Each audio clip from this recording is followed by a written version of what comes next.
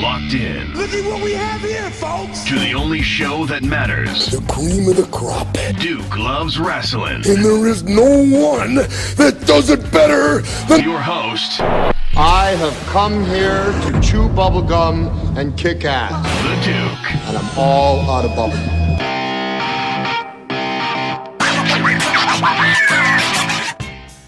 Hey, how you doing? This is Rob Feinstein from RF Video, and this time I'm on the hot seat being interviewed. I guess go ahead and take it away, and you could ask me whatever you want to ask. Yeah, you certainly are on the hot seat, Mr. Feinstein.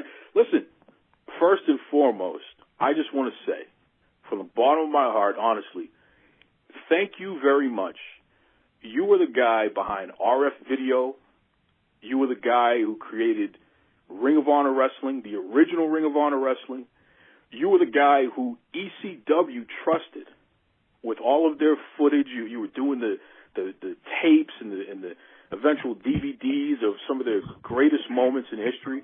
You literally are one of the most important pieces of the puzzle of the modern-day wrestling fandom. And from the bottom of my heart, on behalf of all the fans, I just want to thank you, Rob, seriously, for all you've done, man. Oh, thank you. I mean, I love the business. I have a huge passion for it, so if it wasn't for my passion and love of the business, I don't know what I'd be doing. You know what makes me scratch my head about you? You were such a young, you're still a young guy, but you were such a young guy 20 years ago, and yet you were the guy that they trusted to do a lot of that filming of the ECW stuff. How the hell did you even get involved in that? Well, it's a funny story. I first met Todd Gordon at a wrestling convention. This was in '92, and he bought a Ric Flair video off me, the best of Ric Flair, and he told me he was starting up a company called ECW in 1993. And I asked Todd, I said, Todd, can I come to the show and possibly set up my merchandise table there? Because I was just selling VHS tapes back in, I think, 91 and 92.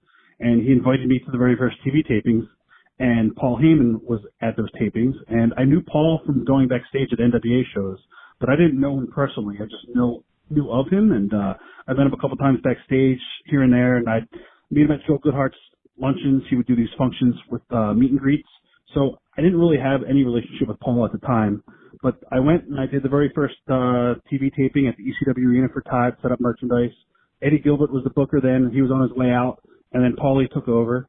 And when Paulie took over, I started, talking to him behind the scenes, and I got friendly with him. And that's how I built up pretty much my business relationship with Paul was all through the early days of '93 ECW. ECW was like the coolest cult going on at the time. I mean, legitimately, it was, if you were down with ECW, you would whisper it, and then suddenly the T-shirts started popping up, and then everyone was trading the tapes from RF Video. It was a scene, man. Like, it literally was a place to belong to. What's interesting, too, is that you were there to see it all behind the scenes. Everyone thinks about the old school ECW. Sex, drugs, and violence. What's one of the big misconceptions as a guy who was there and actually saw what was really going on? What's one of the biggest misconceptions that's out there about that time period in that company? Well, the drugs was definitely there. I didn't do any drugs, so I didn't really go to the hotels after the shows in Philadelphia, but I've heard all the stories with the ring rats and stuff. I never took part in any of that stuff. But, I mean, everything that you've heard, the rock and roll lifestyle, that was ECW. I mean, especially when they started, doing the national TV tapings across the country every week, and we were on the road.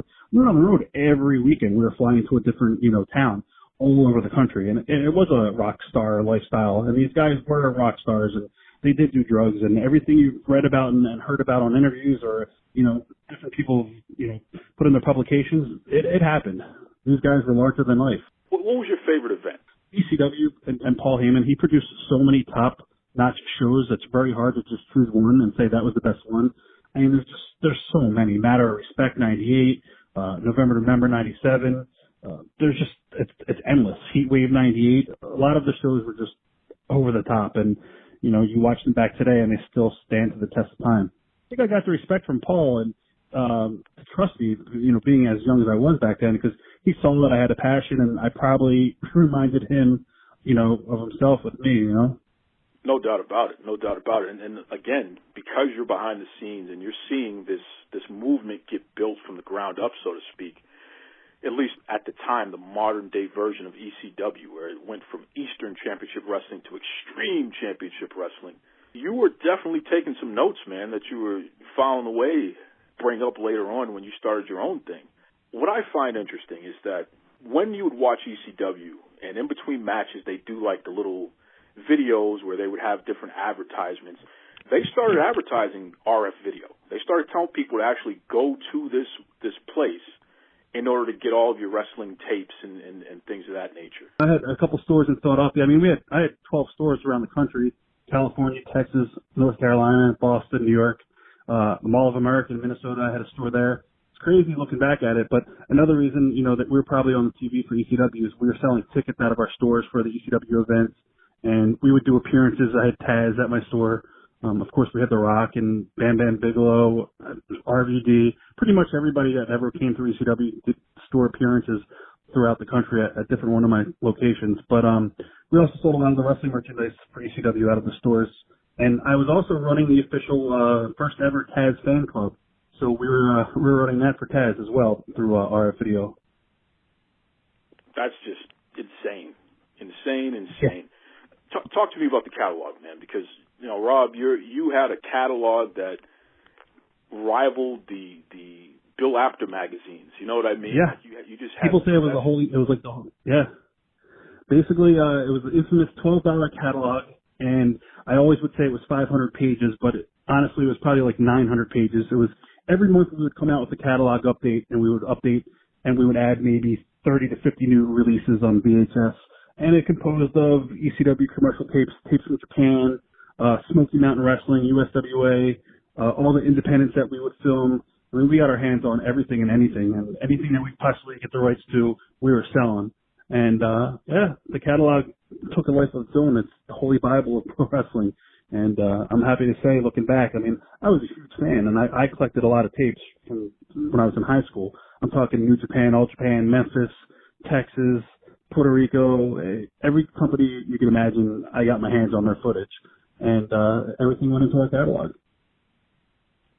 What I find interesting about that catalog, and again, about your business in general, this RF Video, it developed a whole new subculture within the wrestling fan base.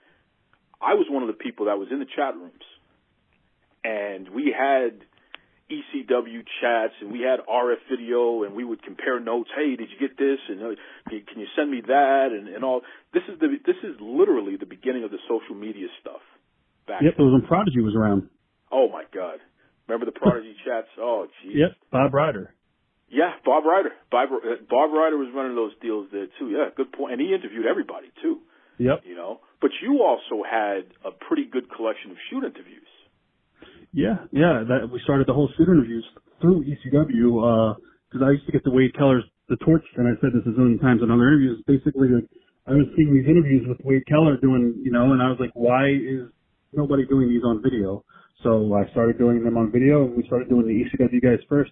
And I still, to this day, I don't remember if it was Sandman or New Jack. One of those guys was our very first interview, and then it just lost them from there. It was just an incredible idea and concept. And I mean, we sat down with everybody in the business, from like Kevin Nash, Shawn Michaels, Ric Flair, Terry Funk, and I've probably done interviews with over 500 guys. I've been to Dusty Rhodes' house.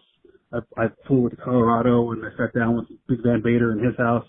I went to Hawaii and had dinner with Don Morocco and his wife, and he took me personally with my best friend at the time, Doug Gentry, to Sunset Beach, Hawaii, and we sat and watched the sunset, and just, we did a 3 or 4 hour interview with him, and that was probably one of the fondest memories, going back to his house. And after dinner, he put on these VHS tapes, and it was Dwayne "The Rock" Johnson. He was probably 10 or 11, and he's got these tapes still, probably, and he's imitating different wrestlers. He's just doing promos. He was acting like Roddy Piper, and Morocco has this amazing footage of Dwayne Johnson. I actually told The Rock that, but Don Morocco's got footage of you when you're like 10 years old imitating guys. That's hilarious. Oh, it's amazing. Yeah. So you started to do something which was really clever, and now let's fast forward. ECW has been swallowed up by the WWE. There is a major void on the independent scene. But you, this guy that runs RF Video, you have data. you have all this data. You have an understanding of who fans are paying attention to who are not signed to any big promotions, and just based off of the tapes that they're ordering and the things that they're telling you and the demand. And from that data, you let everybody know that you're putting together a super card, the greatest independent wrestling card probably in history. You're going to build this thing. You're going to get all the stars that people have been thinking about. The American Dragon and Low-Key, these young kids called the Briscoe brothers, the Amazing Red. You got to see this Amazing Red guy. And people from the Shawn Michaels Wrestling Academy, and you're going to put them all on one card. Oh, by the way, Eddie Guerrero is going to be there. This major super card that you put together based off of the data that you were generating there, who the hell do you think you are that you could put your own wrestling card together and execute like that? I don't know. I had confidence. You sure did. I had a lot of confidence that we knew what we were doing after being with ECW from 93 until 2001 when they went out. I think they only lasted like 1 month in 2001. That's when they did the Pine Bluff and Poplar Bluff, Arkansas shows. But so yeah, after ECW was out of business, there was a year that was in between that and Ring of Honor that me and Doug would just go to these indie shows. And I mean, we were just going to indie shows even when ECW was running. And we were just noticing that there's so much amazing talent. Like, at the very end of ECW, I personally brought Low-Key there. I wanted Low-Key to come to ECW, and he got cock-blocked pretty much by another talent that didn't want him to, wrestle there. And he was supposed to get a tryout in Staten Island, and it didn't happen. I also told Paul Heyman, when I went down to Rudy Gonzalez's TWA training, I told him all about Shane Michaels and American Dragon and Spanky. For whatever reason, he only brought Shane in, and that's a whole other story. I had a whole idea with Teddy Hart and Michael Shane to do a whole Teddy Hart and Shawn Michaels angle off that, but it didn't happen. But anyway, make a long story short, yeah, near the end of ECW, there was a lot of guys that I was recommending to Paul that he needed to bring in, and he never did for whatever reason. But when we started Ring of Honor, I had those guys on a list. Me and Doug were going to the indie shows, and we were pretty much composing a list of who was hot and who was not, and different guys that we think could really go. So we had a list of like 15 to 20 guys, and that's what you saw on February 23rd of 2002. That's the very first Ring of Honor show. And I remember going to Gabe at the time, and I've said this before, he was very much against the idea of Ring of Honor. He told me I was going to lose my shirt, and it was going to kill our video, and that I was an idiot. I said, nope. I said, we're doing it. I said, it's time. There's a void in wrestling, especially in Philadelphia, which was just, always one of the best cities for pro wrestling. So I threw everything against the wall and made sure that it stuck. Did you know at the time that you were going to turn this into a promotion, or was this originally just that was a deal? No, it was never a one-show deal. This is going to be do or die, and I was going to give it a year. Even if I lost money for a year, I was going to do it, and it was not just going to be a one-time, happening. It was, I planned out. I was in it for the long term. I wanted to be the next ECW. How did you get Eddie Guerrero on that card? Because here was a guy who was in the WWE. He had I think he had a bad car accident, if I'm not mistaken. And Eddie, yeah, he came to our office. We did an interview with Eddie, and when we did the interview with Eddie, he was no longer with WWE. He was taking some time off. He had some issues with them. And after the interview was over, we already had planned Ring of Honor. I think it was like maybe a month to 2 months after that interview was, taking place. So I took him to lunch, nice steak lunch, and I proposed to him. I said, hey, I didn't propose marriage, but I proposed the idea of him coming into the company. I told him what my concept was going to be, and I told him that it was going to be everything that WWE was not. It was going to be more of a realistic style of professional wrestling that, I wanted to present wrestling as a sport like New Japan and All Japan, with a little mix of ECW, and he liked the entire concept. And I said, Eddie, I would love to have you on board. And he didn't even have to think about it. He said, done deal, I'm on the show. So that's how we got Eddie. And right before our show, I think he went back to the WWE because we had him twice for Ring of Honor.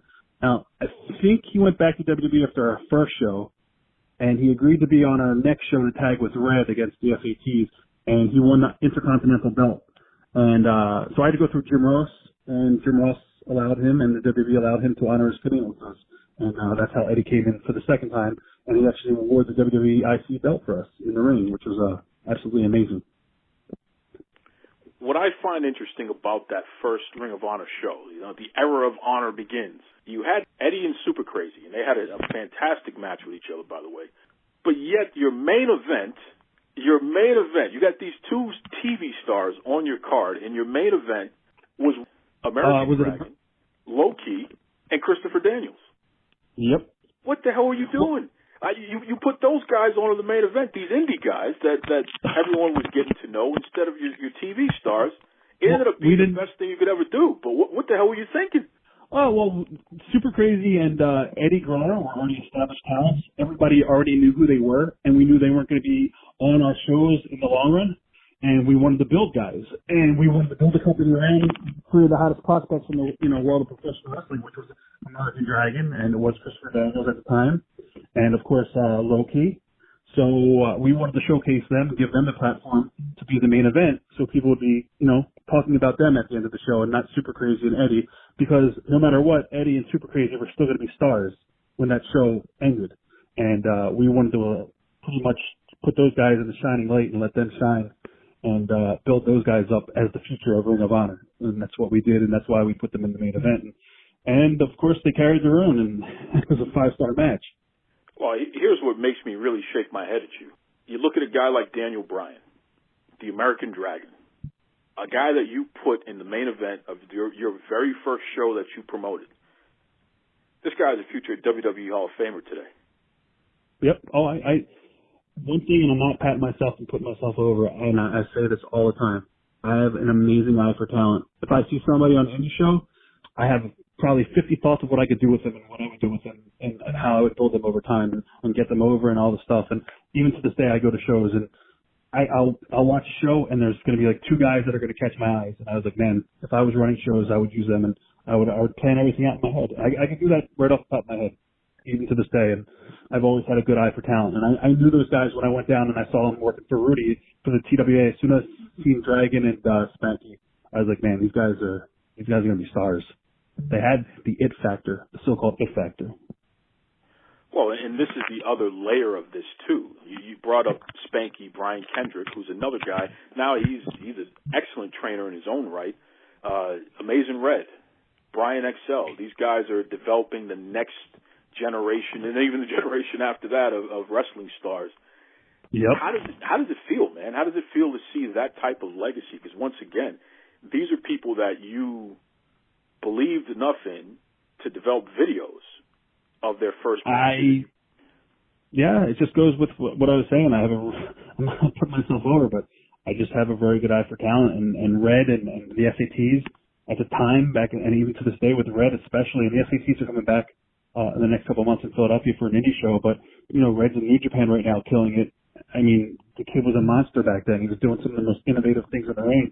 I believed in him so much that I took him down to Dusty Rhodes' school down in Georgia with the SATs for a road trip, and we actually filmed that and put it on DVD. Quick plug.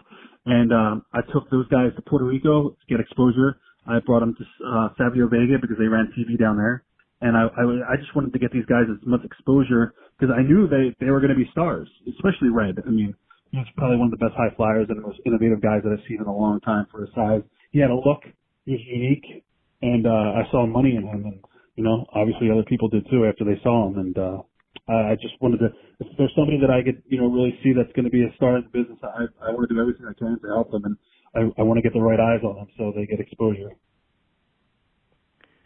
When you look at wrestling today, and you see who the major stars are, and you look at how, from a physical standpoint, how different they are than who the major stars were 25 years ago, do you feel like Ring of Honor had an influence over how we look at a wrestling superstar in the modern era? Oh, yeah, without a doubt. I mean, back in the day of the 80s and the 90s, it's everybody says it. It's so like cliche that, it was a big man's territory, blah, blah, blah. And how, like, the new guys, CM Punk and, Brian and all those guys are on top. And, Vince didn't know if he could get behind these guys. And then once he saw them, producing merchandise money and how over they were, I mean, basically, it's just an easy formula in pro wrestling. If a guy could get over in front of 100 fans, then he's going to get over in front of, 80,000 fans. It's, if the guy's the right deal and he knows what he's doing in the ring and you have the right people behind the guy to push him and storylines and he can perform, then you have something. So I think the business has really changed in the last 20 years, and it's no longer a, basing guys on size. It's more of what they could do in the ring, especially now with all the spots. It's like it's not much wrestling now. It's a lot of high spots and not a lot of psychology. I mean, storytelling's still there some of the time for some of the companies, but the product is so different. So different. I mean, I honestly, I like the products in the 80s and the 90s better than today's product. And that's just my opinion. I mean, I give the guys credit for what they do in the ring, but it blends together. Everything just blends together, and a week or two later, I'll forget about it. When here in 2020, I could tell you, I could just list so many different shows and remember promos that stuck out. You know, if you were to ask me like a promo from 2 weeks ago, and this is not picking on AEW or WB, I couldn't remember. But why is it that I can remember, NWA, Crockett, an angle that they did on 86 TV show on Worldwide? I remember it to this day, like, perfectly. But I won't remember what happened on SmackDown 3 weeks ago. It's just because everything is the same. And I don't know. And it's not that there's too much wrestling. It's the creative process is so different now, and it's horrible. I'm not a big fan of the creative process in wrestling today, 2020. I like angles that mean something, and I like storylines that are drawn out. I'm with you 100%. I mean, listen, one of the best things I ever bought from RF Video was the Flair interviews tape, VHS tape. Remember that? Oh, I remember it, 100%. What was that, like 6 hours of Flair cutting interviews and a couple of matches and throwing in there? Yeah. VHS, not a DVD.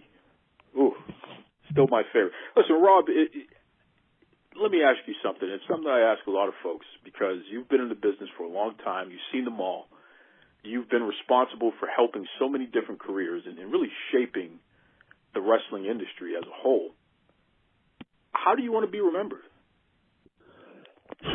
That's a good question. Just a guy that loves the business and pretty much a guy that would do anything for the wrestling business. And I guess that's pretty much it. Tell everybody. There's a lot more that I could say, but go ahead. Well, there's a lot more you can say. That's why we got to bring you back some other time and give you a chance to complete that thought, because I'm sure. Oh, yeah, 100%. How can everybody reach you, Rob? And please, plug everything. Well, I'm on every social media. Yeah, no, I'm on every social media platform you can think of. I'm on Twitter, Facebook, of course, Instagram. You just go to rfvideo.com, and the links are all on there under the Contact Us section. But we have 3 different websites. We have rfvideo.com, which is the basic website for all of our DVDs if you want to purchase DVDs and merchandise. Then we got our eBay store, and you can go to rfvideo.com. On the right-hand side of rfvideo.com, it's got the little link and the icon for our eBay store. Then we have rfvideonow.com, which is a VOD service that we have introduced about a year ago. And you go and watch all of our classic titles. You could, I think, digitally download them and you own them for life for like $9.99. And then we have a Pivot Share channel, which is the RF Video Vault. And again, all of this is linked on rfvideo.com. And you pay like, I think it's $9.99 a month, and you can watch a lot of our library, and we're always adding new content to it. So it's a pretty cool deal. And that's on rfvideo.com as well. And we also just Signed by Superstars. Totally forgot about that. Another website. Again, it's all linked on RF Video's main page. So it's basically if you're into collecting autographed merchandise and 8x10 posters and ring-worn outfits, you go to signedbysuperstars.com and check that out as well. And we are in the process in the next week. We're going to be launching something very, very big. And I do your next show, I can talk about it because nobody's really knows about it. So I don't want to let the cat out of the bag yet. But it's going to be something that we've been working on for about a year. And something that I'm very excited about launching with somebody else. It's going to be very interesting. You heard it here, folks. He's going to come back sometime and break the news. Oh, 100%. About this new venture here. This is awesome. Once again, Rob, we really appreciate you. Thank you, the man behind our video, the man behind Ring of Honor, the man that continues to be a strong talent scout and developer of the pro wrestling industry. Thank you. Thank you very much for having me. It was a pleasure. Thank you so much. If you want to understand what's happening today, take a look at what happened yesterday, right? What happened in the past to get us to this point? When I think about the pro wrestling industry and how it is no longer owned by the big man, I think about Ring of Honor, especially the early days of Ring of Honor. Here's a guy that was there behind the scenes when the whole ECW craze was happening at the height of that, right? He was the one who was recording the footage. Oh, man. But beyond that, I mean, Rob, through that RF video, that was the number one place where you could get the absolute best wrestling from around the world in one spot. Rob had the scoop on who the top stars were in Japan and England, all over the country. The best indie shows. He had it, man. Still does. So I got a lot of time for Rob Feinstein, and I'll tell you, when we think about the chat rooms, like he brought up Prodigy chat, there was Yahoo, AOL, so much, CBS Sports Line. There were so many different places where fans found each other and we could talk about this stuff, and then the tape trading, and then when the Napster thing happened, and now we're digitizing and we're sharing matches from all over the world and feeding this fandom. This is before what we have today. That's why it's funny when I hear people talk about social media. Social media's been around a long time. Social media's been around. It wasn't Facebook groups, it was chat rooms. That was social media. That's how we got in touch with each other. That's how we found each other. It's funny. I got a lot of time for Rob, man. That dude he's like a walking monument for pro wrestling. Because he has helped so many careers. He's given so many people opportunities to be seen by the masses. Awesome. Can't wait to have him back on to dig even more into some of this stuff. Just really cool. Listen, folks, welcome back to the Duke Loves Rasslin podcast. As you know, this is the show about the top stories in pro wrestling and everything else. That's right. That's right. We had a crazy weekend, man. The return of Conor McGregor, right? You MMA fans. I didn't forget about you guys. You mixed martial arts fans. Conor McGregor versus Cowboy Cerrone. It happened this past Saturday. And boy, did it happen. Right? In fact, listen, I got something special. Your friend and mine, the man, Reed. Let's get him on the line to talk about this Conor McGregor return. Now, I have to preface this whole conversation here. Folks, Reed is a big star. And because he's a big star, I have a tough time getting him on the line. But he has decided to give me a few short minutes to address the Duke Loves Rasslin audience. So without further ado, the man, the myth, the legend, okay, Mr. Television, Reed. Brother Duke, you are way What's too going kind. on? I'm not near as big of a deal as you say, but I like hearing you say it. I noticed you didn't stop me, right? No. That's a grand introduction. Listen, Reed, what the hell just happened during that UFC card there, man? I mean, listen, I went to the restroom, and then I went to grab a beer, and I got my chips and my dip, and I'm like, yeah, we about to see at least a 3-round slugfest, and things are going to go down here. You got Cowboy Cerrone versus Conor McGregor, and this is Conor's comeback fight, and he's been on his best behavior and all this, so this should be good. You know, this is going to be a war. The damn match was over before it even started. Yeah, a lot of people are throwing shade at Cowboy. Oh, he's shop worn. He was a has-been. UFC gave Conor a gimme. You have to look at Cowboy's credentials, first of all. Most head kicks in UFC history. I believe most wins, maybe most fights. He's a tough, grizzled veteran. And, I mean, he loves to fight, man, and he's a fan favorite. It just made sense from money. See, Conor, here's the problem with Conor. He's too ambitious for his own good. So, yeah, I'll go jump in the ring with no fights and fight 50-0 Floyd Mayweather with no boxing experience. And then after that, he takes a year off and he comes back. First fight out of the gate UFC is against freaking Khabib Nurmagomedov. So with this approach now, Dana's like, look, bro, we're gonna take this in steps. A wise man once said, how do you eat an elephant? You eat an elephant one bite at a time. Can't eat him all at once. Take this Cowboy fight. Cowboy on paper should have been competitive.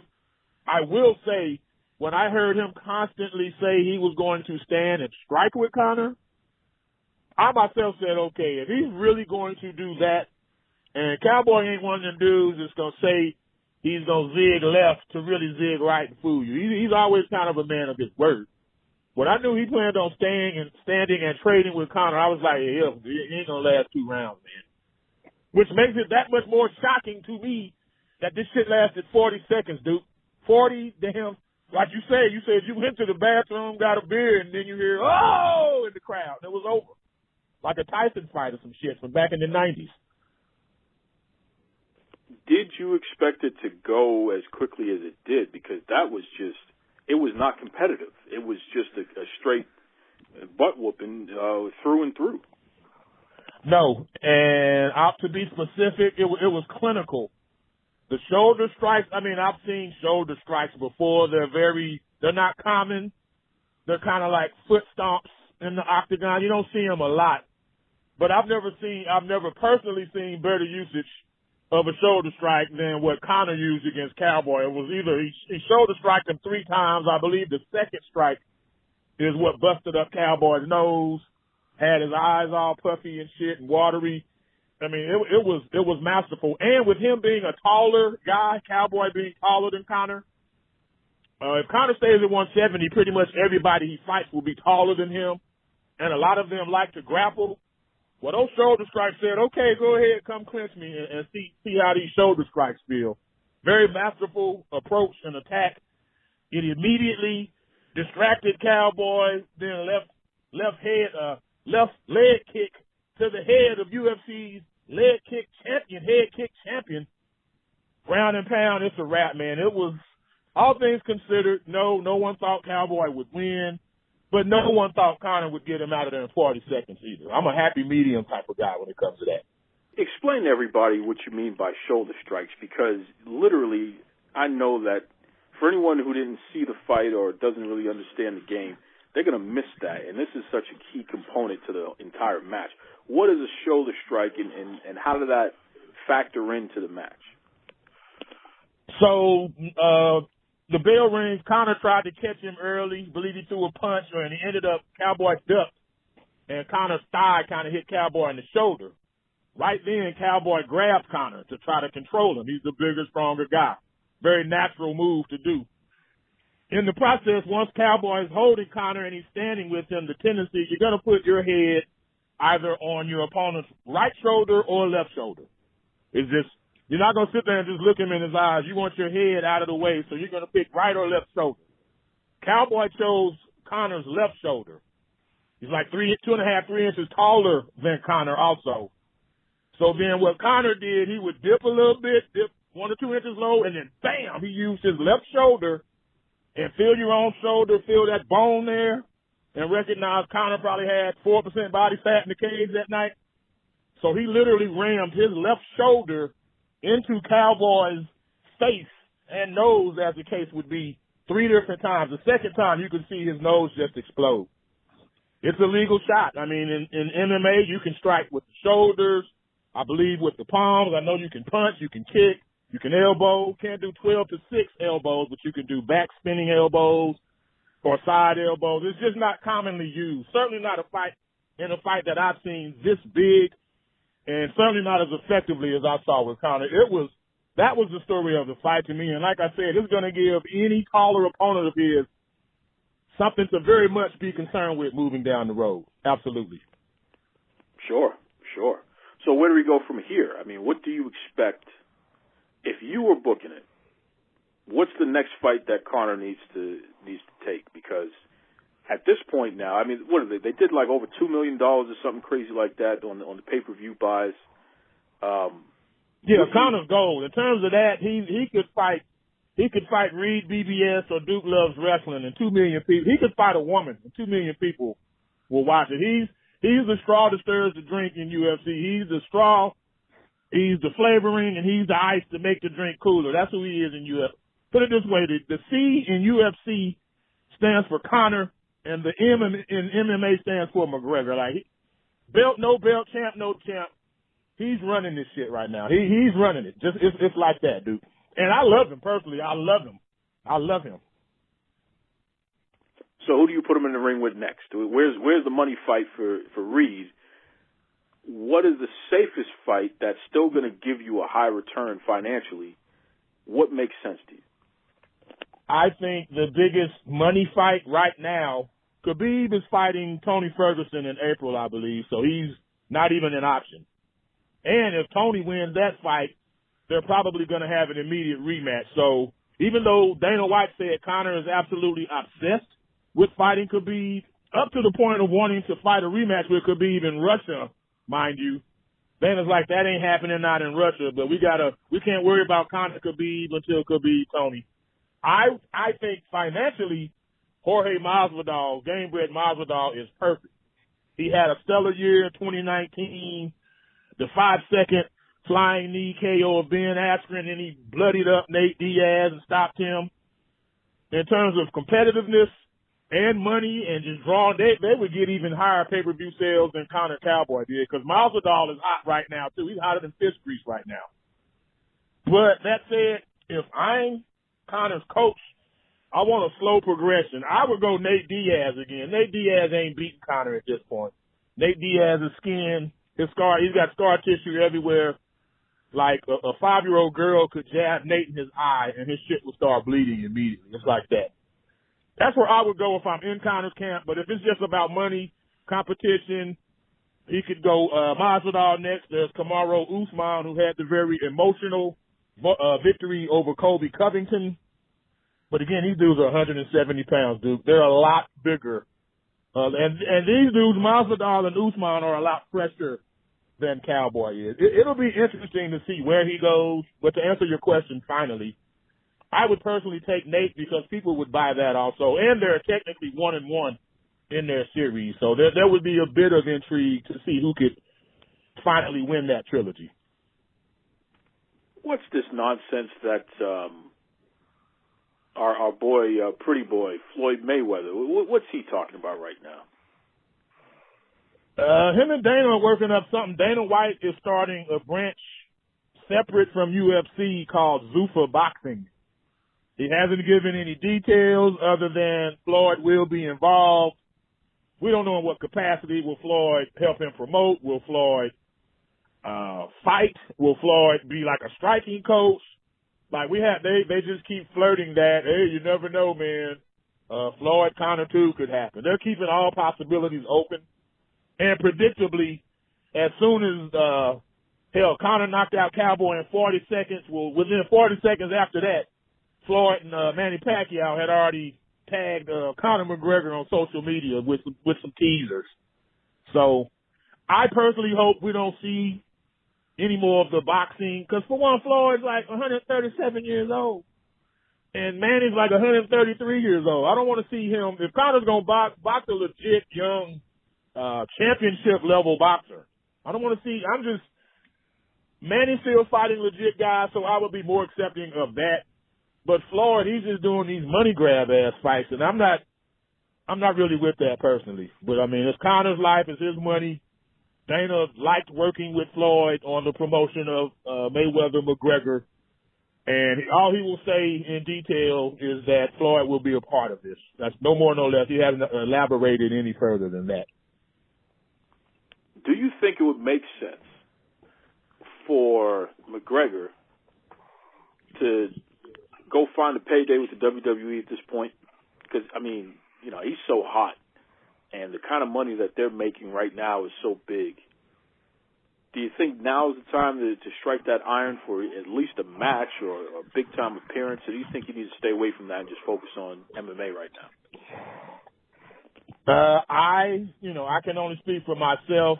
I kind of like Daniel Cormier's approach to WWE, he knows it's always there in his back pocket. When he's officially done with UFC, you know, it's always there. I would, like Ronda Rousey's doing. Once she couldn't win any more UFC matches, couldn't beat up any more women in UFC, her and her girls, the 4 horsewomen, they went to WWE, and I have no problem with that.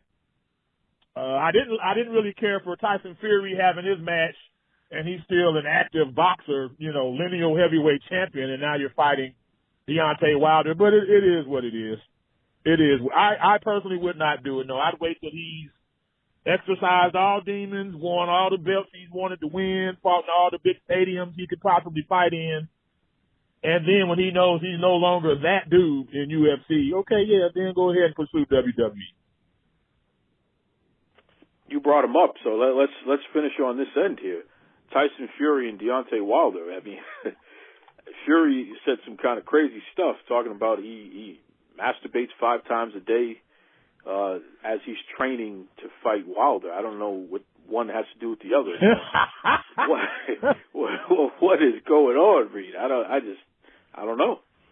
I can't say I heard that, but I mean, I know you're a very reliable and credible source. Fury, he's a good talker. He likes to say some off the wall shit. You know, he's the fighting man. He's that dude.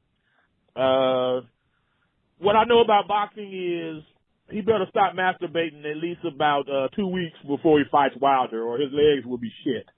So whether he's really for one, he's got a beautiful wife. Like, his wife is. Look up Paris Fury when you get a chance, or if you can, attach a picture of her to this video we're doing right now. Paris Fury is fine. Like, instead of masturbating, bro, why don't you fly her ass over to where you're at in training camp and let her work that out for you? But, you know, that's not my business. It's not my. Speaking of hot women, I want to give a shout out to the Hooters waitresses, because it was Conor McGregor night, and they had their varsity D cup level, bro. It wasn't no JV throwaway Hooter girls. They had the top flight girls last Saturday. That's how Conor does it, man. That's the Conor McGregor effect. And I'm a married man. I didn't say shit to him. Hell, they was all probably fucking 21 anyway. You know what I'm saying? But it made it easier to get through the night. Let's just put it that way. Oh man, you were crazy, Reed. You were crazy. So, who's gonna win that fight? Who's gonna win that fight? Is it the Mr. 5 times a day while training, or is it gonna be Deontay there? It's gonna be very similar to the first fight, which I personally scored for Fury, but at the same time he barely beat the count on that knockdown in the 12th round. Fury knows Wilder has the power to knock him smooth out, and then Chris Tucker standing over him like Friday, or like Smokey and Friday. That's very likely to happen, but it's also likely that Fury he's going to be too slick.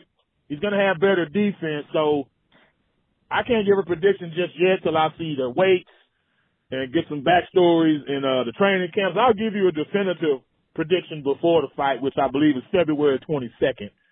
But right now, I will tell you, it'll play out almost exactly like the first one. Fury will win more rounds, but whenever Wilder makes contact, he's going to noticeably hurt and or drop and or possibly KO Fury for sure. It's worth watching for sure.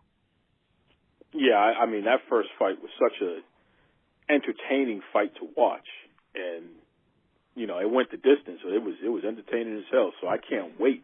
Here's the beauty of that fight. For the first time ever, we have Fox Sports and ESPN doing a joint pay-per-view venture. This has never happened. This is unprecedented. But the fight is that big. There's that much money at stake that both of these entities are putting their competitiveness aside, and they're like, yeah, there's enough money for both sides to be happy here, which means it's gonna go through the roof, dude. Go through the roof. And, you know, Reed, you predicted that. I mean, there were a lot of folks who said that it would never happen again because Fury had signed that big deal. With ESPN, right. ESPN, right. You were on the show as soon as he signed that deal. And you said it right then and there. You said that, yeah, it's going to happen. It has to happen.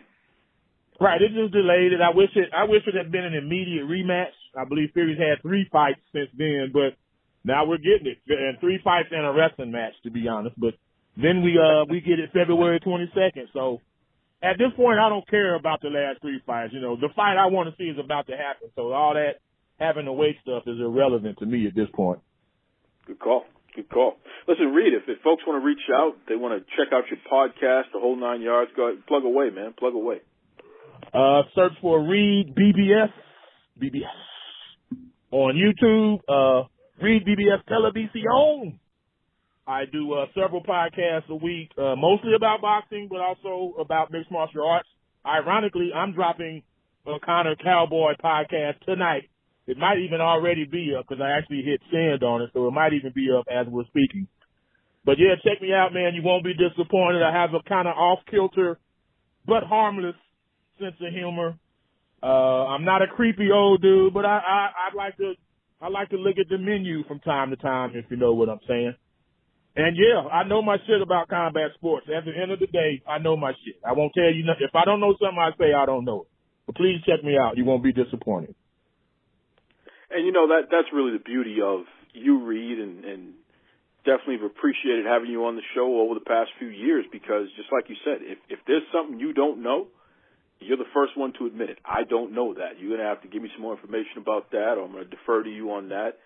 But everything else, the stuff that you do know, you sure as hell know it. So, well, I own it. And the thing is, especially these days, everyone's looking to say, aha, you were wrong. So it's better to say, bro, I just don't know, than to run with some erroneous information because someone is dying to call you out on your platform. So, yeah, you got to be careful with that, sure. Always fun to talk to my man Reed.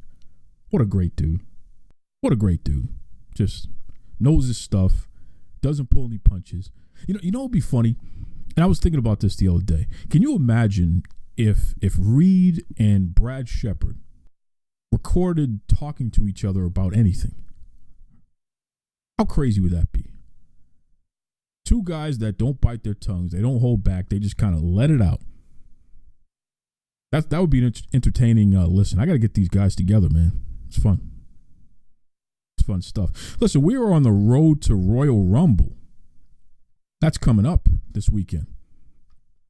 And I figured I would just go over a few things. In addition to the Royal Rumble matches, the men's and women's matches, which, by the way, as an aside, before I even dig into that, did you hear the news? Becky Lynch suggested that maybe WWE should get rid of this men's and women's stuff. Get rid of the gender pronouns for the titles. And then on NXT, they actually did. They just stopped calling. They referred to Rhea Ripley as the NXT champion. They didn't refer to her as the NXT women's champion. That was pretty interesting. The internet is going wild over that, by the way. A lot of people are not happy with it. I don't know why. I don't even think they know why. Some people are happy with it. I got to tell you, me personally, I don't mind it one bit. I think it's fine. It's very strange to me that people will automatically resist change. They will automatically have a problem with change. Think about this for a second. And it's funny because Dusty's wife, Brandy, she brought this up and she made me think about it. And she had a great point.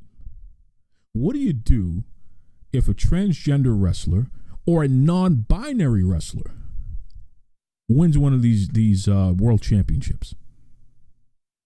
You're going to call it the men's championship or the women's championship? Does that even make sense? I know some of you, oh my God, what do you mean? It can happen. It can happen. Hell, Billy D. Williams said that he doesn't necessarily see himself as a man or a woman. He just is. He's non-binary. It could happen. And a lot of folks don't realize is there's a lot of legal ramifications for these classifications and stuff. These are discussions that aren't going away. So you got to really think about and be forward thinking about how you've been doing things. And just because you did it one way for so long, it doesn't mean it can't change. It doesn't mean you can't update it. It doesn't mean you can't modernize. And who does it hurt? I can tell you personally, I have a problem with the fact that we treat women's wrestling as if it is less than. right? And it all starts with how the wrestling promotions promote women's wrestling and women's athletes, right? Less than. Well, take that women's part out. Let's say we have the WWE champion and the Universal champion. So we have those two, right? Okay. Bray Wyatt is the Universal champion. Brock Lesnar is the WWE champion. And then we have a Raw champion and a SmackDown champion. Imagine that. What would you say to that? Bayley is the SmackDown champion. Becky Lynch is the Raw champion. What's the problem? Would anybody have a problem with that, really? Who cares? And in NXT, I mean, I don't know if there's anything to figure out. Sounds like they've already figured it out. You got the NXT champion, and who knows? Maybe you can call the other one the NXT World Champion. Who knows? I just know that there are reasons, and before you want to deadpan it and be disrespectful about it, let's have more discussion. Let's ask the WWE to explain this. What's the thought process behind it? Before you determine whether or not you agree or disagree, dig a little deeper. It's okay. You're going to be okay. Jesus. Anyway, I support it. That's right. Okay, so we got the Royal Rumble. First match that I see listed there is Andrade versus Humberto, and this is for the United States Championship. Listen, Andrade has been putting on some of the best wrestling that you'll see anywhere. That dude is just so talented, so great. I enjoy watching him do everything. Him and Rey Mysterio tore the house down again. This past Monday, they had a ladder match on Raw. It was just fantastic. Raw beat everything. Raw even beat the Celtics versus the Lakers. That's how good Raw was this past Monday. You won't listen. The websites and everybody and the screamers out there on their different podcasts, they won't admit that to you. They'll tell you that Raw is just terrible. Can't watch it. It's insufferable. Whatever. Okay, well, it beat everything in the ratings. You guys put such a premium on ratings. Well, it beat everything. Couldn't have been that bad. It beat the Celtics and the Lakers. LeBron James was in that game. Think about that. Anyway, I'm picking Andrade to beat Humberto. I don't like that Humberto. He's talented. Something about him I just don't like. Put a mask on that guy. I don't like his face. I don't know if it's because he's being pushed as a baby face and I can see that he's really a heel. Handsome guy, but just kind of something about him that just doesn't sit right with me. I'm going Andrade all the way. Next up, we have the SmackDown women, the SmackDown champion. No more of this women's stuff. I'm not going to say that. SmackDown champion Bayley. She's taking on Lacey Evans. Somehow, some way, they flip Lacey into a babyface. And let me tell you something. Lacey Evans is not a babyface. Just naturally, she's not a babyface. So this is interesting. Is it time to take the championship off of Bayley and Bayley can chase? Yeah, why not? It'll be different.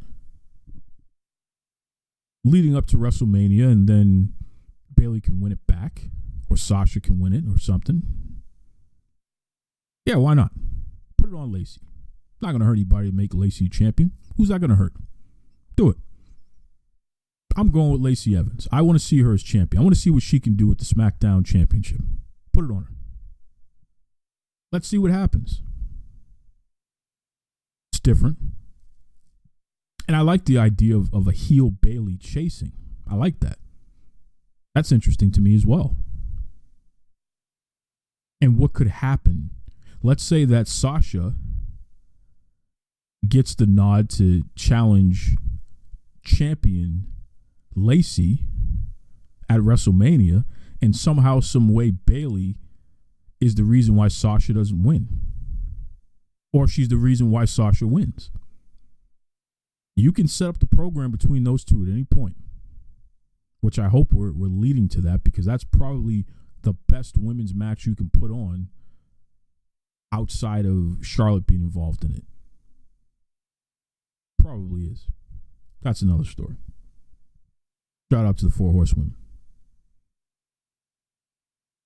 We got Shorty G versus Sheamus. We already know where this is going. Sheamus is going to destroy Shorty G. It just is what it is. Roman Reigns versus King Corbin. I hope King Corbin beats the daylights out of Roman Reigns. It's a fall count anywhere match. Whatever. Come on, Corbin. Take him out. Becky Lynch versus Asuka for the Raw Championship. I'm going with Asuka all the way. That's my girl. The Fiend versus Daniel Bryan. And this is a strap match for the Universal Championship. It's not time to take the belt off of the Fiend. I don't think so. I worry about Daniel Bryan in this situation because he doesn't wear a shirt or anything. So you're going to see those marks. You're going to see those welts. You're going to see it all over his body, man. It's going to be a long night. He's going to need a lot of Epsom salt after that.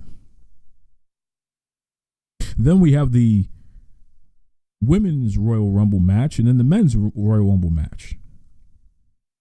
Now, for the first one, Charlotte Flair, Alexa Bliss, Nikki Cross, Sarah Logan, and Natty, they've all declared. That's 5 people. There are 30 spots. So 25 more people have to declare for the first Rumble match of the night. On the other side, you got Brock Lesnar, who's a champion, by the way, WWE champion. AJ Styles, Eric Rowan, Randy Orton, Rey Mysterio, Ricochet, who got kicked in a ding-ding by Brock Lesnar, and Drew McIntyre. From Raw, those guys are going to be in the match there. Roman Reigns as well. He's going to be in the match, although I think Roman is a SmackDown guy. Elias, King Corbin, Otis, Dolph Ziggler, Tucker, they're all in the Royal Rumble. Rusev, Bobby Lashley, Aleister Black, Buddy Murphy, Braun Strowman, Shinsuke Nakamura, Seth Rollins, Kevin Owens, Samoa Joe, Kofi Kingston, Big E, R-Truth. Those are all the people who've been announced for the Royal Rumble match, second one of the night, and that's 25 people, so there's 5 left. And it brings up an interesting point that Brad Shepard, he and his co-host were talking about on the Oh You Didn't Know podcast there. Interesting listen, because those guys, they just, ooh. Now, Brad Shepard, he's a firecracker, man. You're going to find yourself either agreeing or disagreeing with him. There's no in between. But he brought up a good point. There's only 5 slots left, and there are no NXT people in this match for the Royal Rumble. At least one of those matches, the men. You got to ask yourself, well, what the hell's going to happen here? And how do we say that NXT is not developmental and that it's main roster like the other 2 shows if they're only going to have potentially 5 men from their roster in this match? That was a good point. I don't have anything to add to that. It's a good point. I guess you can't look at NXT as quote unquote the main roster. They're getting there, but they ain't there yet. And I'm still not sure that the NXT people even make as much money as the people on Raw or SmackDown. So there's that too. You're not equal if you're not getting similar pay, if you're not on the similar pay scale. You're not equal. Sure, there's experience and job performance and things like that that affect why you would get paid more than somebody else, of course. But on the basic level, whoever gets brought in, on the basic level, on the bottom, the lowest person on the totem pole on that brand should be getting paid comparable to the lowest person on the totem pole on the other brands. If it's equal. Clearly it's not. So that's interesting. But overall, I think it's going to be a fun show. Royal Rumble. I'm looking forward to it. Another show I'm looking forward to is, NWA. They have a pay-per-view coming up. In fact, it's going to be Friday. I don't know if a lot of folks even realize that. Because, traditionally, we're just not used to Friday pay-per-views. But NWA Hard Times. And I'm going to tell you right now, the match that I care the most about, the one that I want to see the most, Thunder Rosa versus Allison Kay. That's going to be a fun match. And I'm hoping that Thunder Rosa walks out of there with some NWA gold around her waist.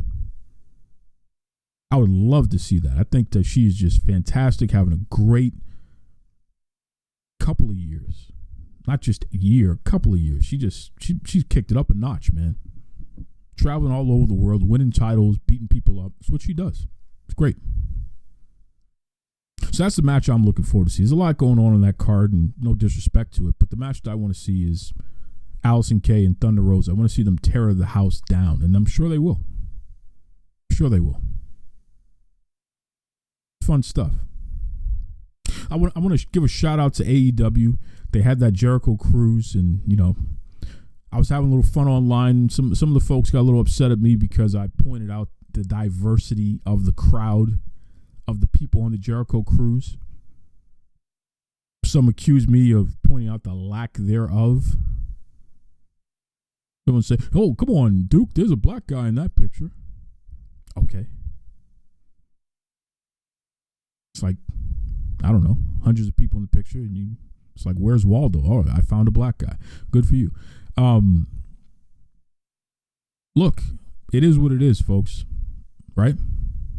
Whoever the AEW fan base is, they are a demographic.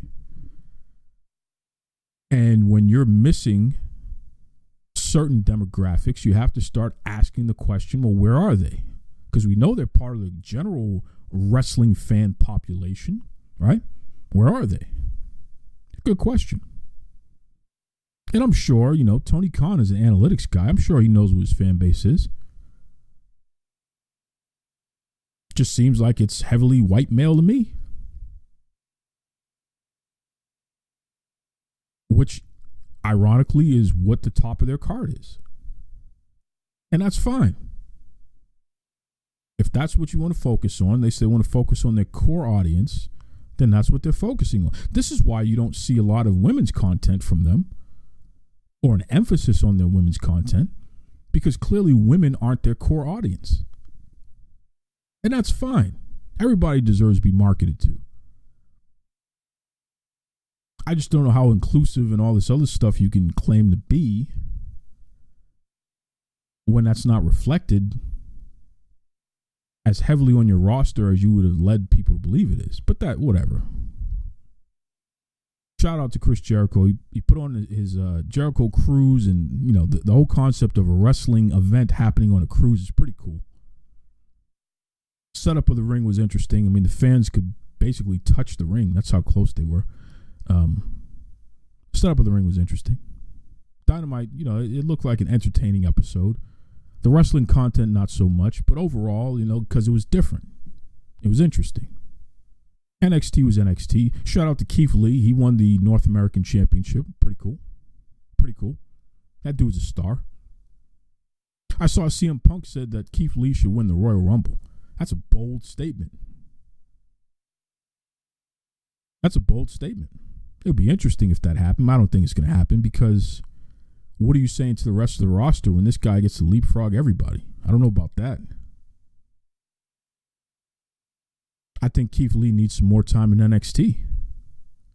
Prove that you can be a star of that before we start having you win Royal Rumbles. I don't know about that. Punk. But Punk is, Punk is Punk. Punk was never the guy that the mainstream was going to choose to lead anything. Punk had to walk into the room and grab the flag. No one was going to give it to him. So I can understand you see those qualities in certain other people. Keith Lee. It's cool. It's, we have so much to be appreciative of in the wrestling industry. And again, we're on the road to WrestleMania right now, and everybody's affected by WrestleMania. We know this. All your favorite indies go down to wherever WrestleMania is, and they get to eat off of this mega event that the WWE's created because they run their shows throughout the whole week. And people who are from all over the world go to those shows as well, spend money. It's a big convention for everybody. The industry